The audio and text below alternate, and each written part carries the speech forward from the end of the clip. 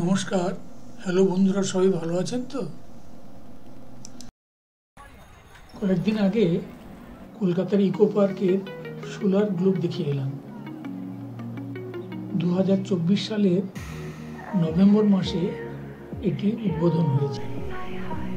এটি একটি renewable energy museum.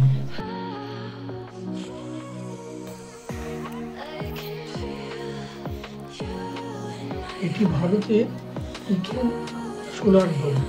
এই বিশালকায় গ্লোবটির উচ্চতা 27 মিটার এবং এর ডায়ামিটার 45 মিটার। পুরো ডোমটাই সোলার প্যানেল দিয়ে ঢাকা আছে। ডোমটা 2086টি সোলার প্যানেল দিয়ে ঢাকা আছে। এই গ্লোবের যত সোলার প্যানেল আছে তাতে যা ইলেকট্রিসিটি তৈরি হয় তা দিয়ে এই গ্লোবের প্রয়োজন এবং এখানকার স্ট্রিট লাইটের প্রয়োজনে ব্যবহার হয়। আসুন আমরা গ্লোবটা ঘুরে ঘুরে দেখি এবং কিছু তথ্য আপনাদের সঙ্গে শেয়ার করি। প্রবেশ মূল্য 200 টাকা পার হেড।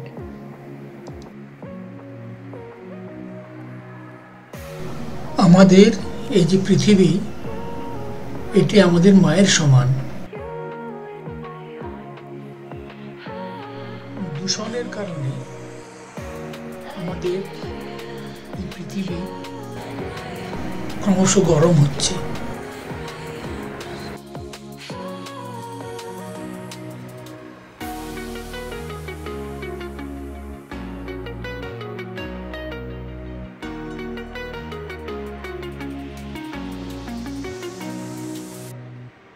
এই পৃথিবীর পরিমণ্ডল ভয়ঙ্করভাবে দূষিত হয়ে পড়েছে এবং ক্রমশ হচ্ছে।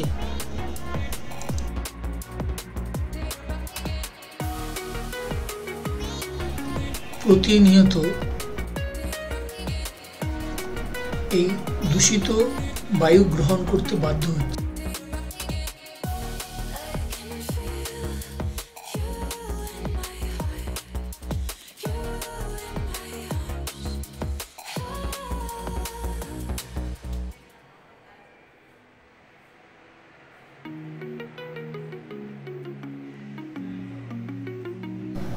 এক তো জনসংখ্যা বৃদ্ধি পাচ্ছে, দ্বিতীয়ত এত বড় জনসংখ্যাকে পালন করার জন্যে কলকারখানা বাড়ছে, যানবাহন বাড়ছে।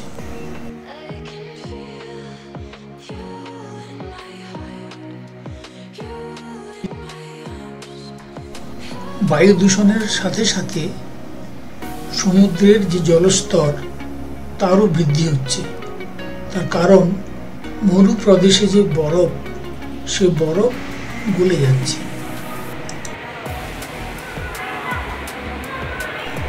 বনভূমির যে পশু পাখি, সমুদ্রের জীব, তারা ক্ষতিগ্রস্ত হচ্ছে।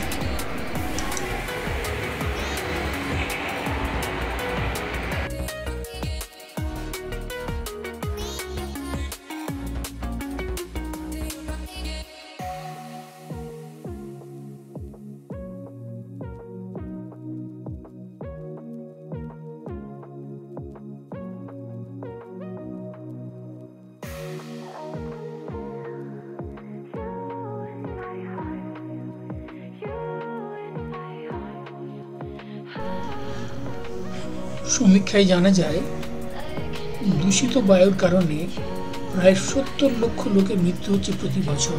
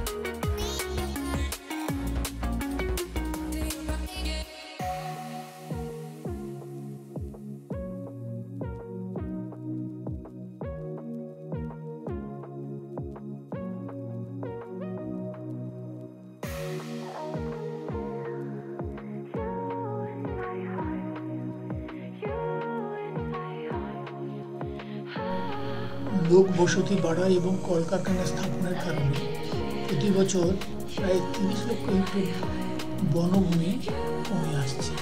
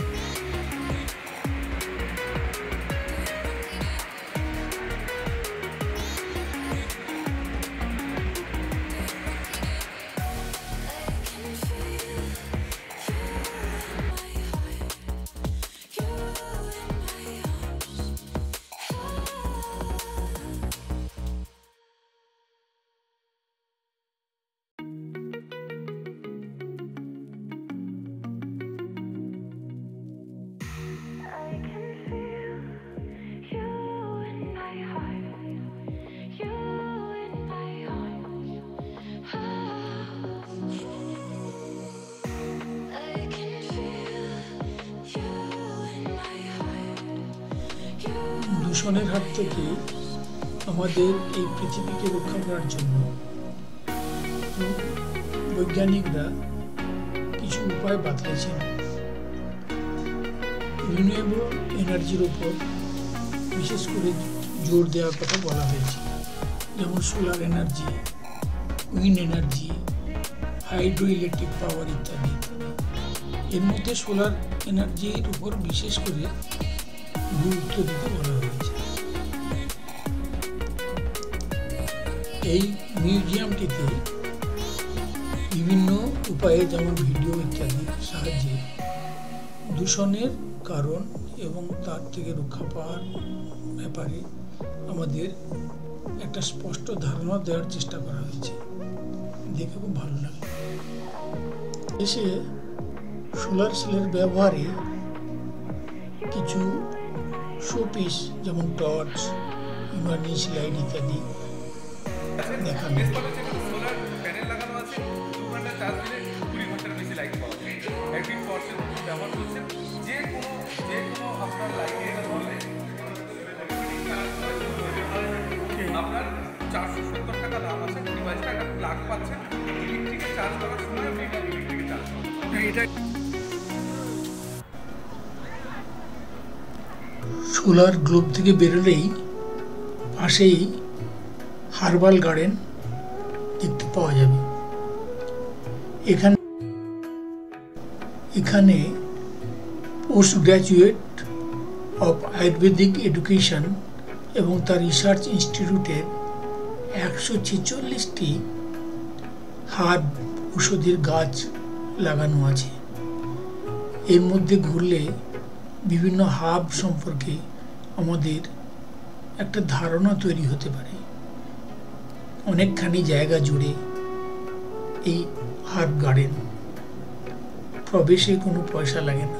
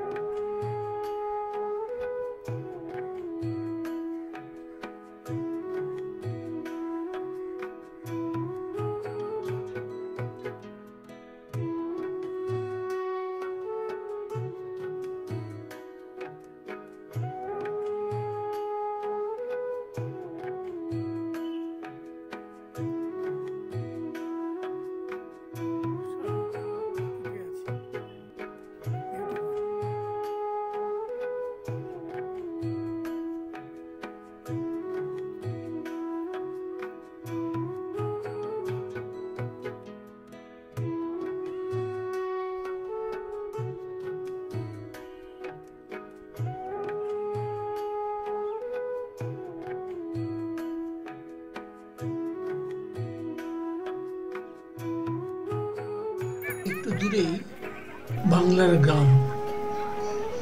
বেশ কিছুটা জায়গায় গ্রাম বাংলার পরিবেশ গড়ে তোলা হয়েছে। মাত্র 10 টাকার টিকিট করে আমরা ভেতরে ঢুকে পড়লাম। হলুদ সর্ষে ফুলে ভর্তি সর্ষে ক্ষেত, চাষি তার লাঙল এবং গরু নিয়ে চাষে ব্যস্ত। পেছনে চাষি বউ তার সন্তানকে পিছনে নিয়ে চাষির জন্য খাবার নিয়ে মাঠে এসছে। কি সুন্দর দৃশ্য!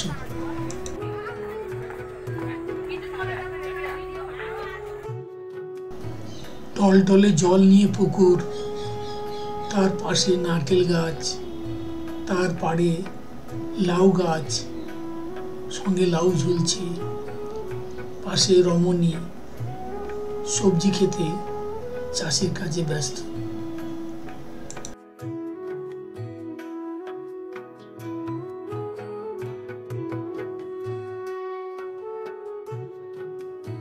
মাটির বাড়ি, খড়ের চাল, বারান্দায় বাড়ির ছেলে পাঠে ব্যস্ত।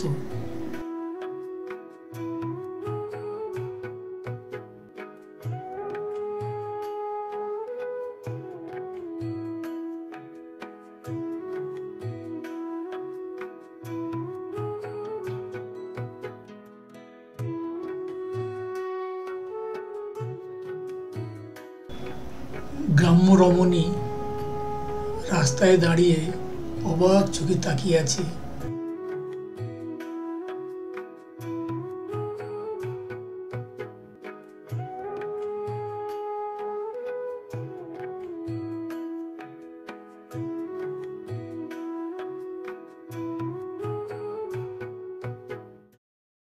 পালকি চলে গগনতলে। পালকি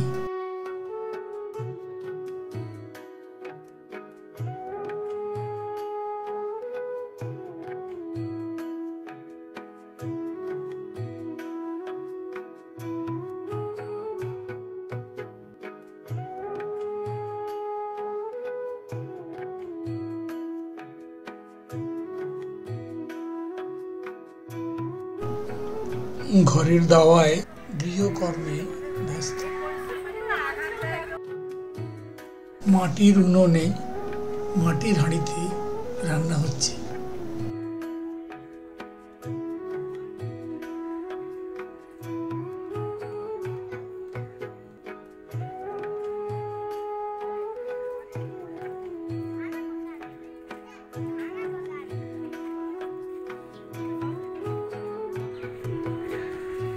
ঘুঁটে দিয়ে রেখেছে দেওয়ালে, ঘুঁটে দিতে। ওই দেখো ওখানে গরু আছে গোয়ালে। গুরুমশাই স্কুলও চালাচ্ছেন, সঙ্গে মুদিখানাও চালাচ্ছেন।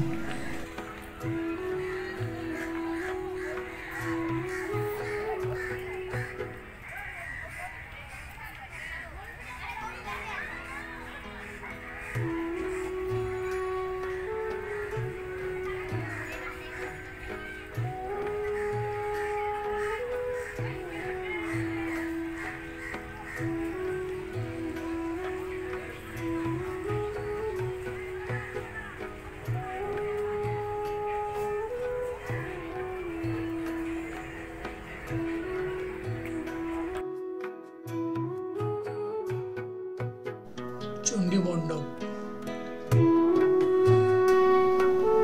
চণ্ডী মণ্ডপে পূজক পুজোর কাজে ব্যস্ত। একজন বসে ধর্মগ্রন্থ পাঠ করছেন।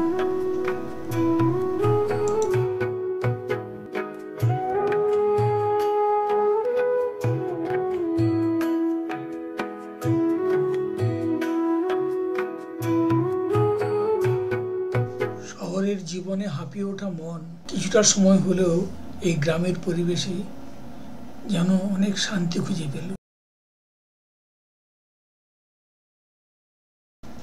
আমরা 6 নম্বর গেট দিয়ে ইকো পার্ক থেকে বেরিয়ে এলাম। বেরোনোর সময় সামনে দেখলাম বিশাল গল্পের মাঠ। আমরা আবার বাড়ির পথে রওনা দিলাম।